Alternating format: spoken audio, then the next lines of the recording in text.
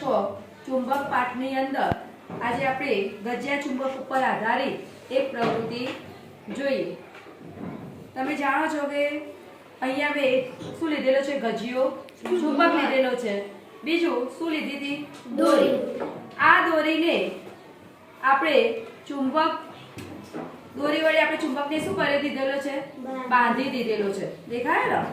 બરાબર। આપણા જોડે સ્ટેન્ડ નથી તો સ્ટેન્ડ તરીકે આપણે આપણા હાથનો શું કરવાનું છે?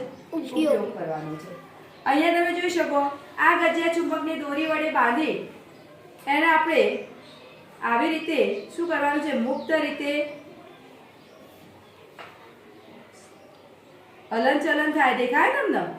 આપણે થોડી વાર ચુંબક કઈ દિશામાં સ્થિર થાય છે એનું આપણે શું કરીશું?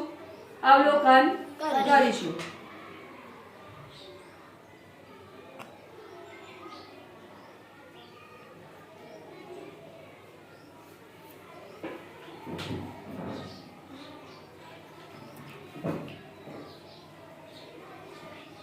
તો તમે જોઈ શકો ચુંબક કઈ દિશામાં સ્થિર થાય છે?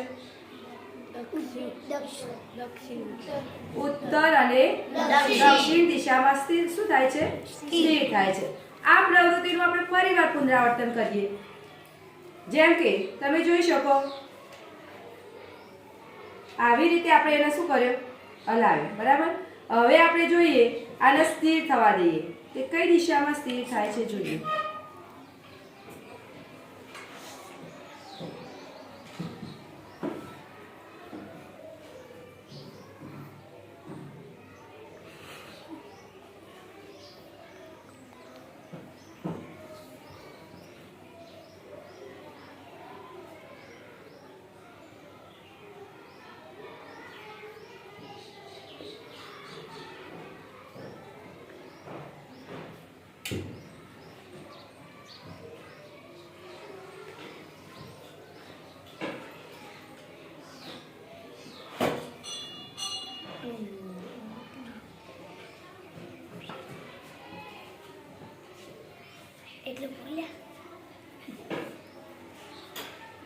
તો અહીંયા જોઈએ કે ચુંબક કઈ દિશામાં સ્થિર થાય છે?